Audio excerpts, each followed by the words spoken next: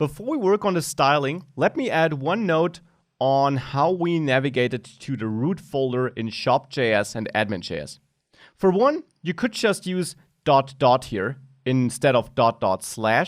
and this would be preferable, even though both should work on Windows and Mac, because now we make no assumption about the separator we're using when constructing a path.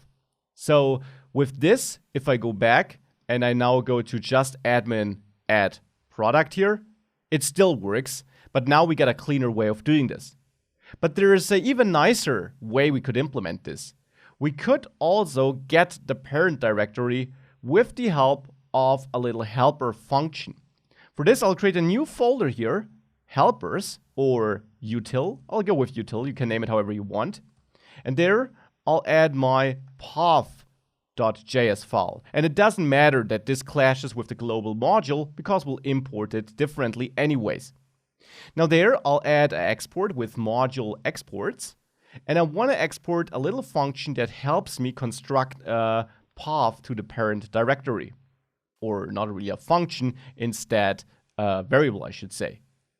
First of all, here I'll import the path with require path as we did it before. And then I will use a different function here, not join, but dir name. Dir name, as you can see in the quick help on the right here, returns the directory name of a path. So this sounds pretty useful.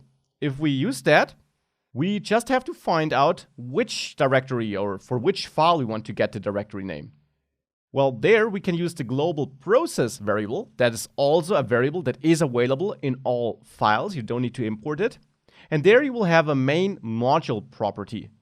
This will refer to the main, module that started your application. So basically to the module we created here in app.js. And now we can call file name to find out in which file this module was spun up. So put in other words, this gives us the path to the file that is responsible for the fact that our application is running. And this file name is what we put into dir name to get a path to that directory.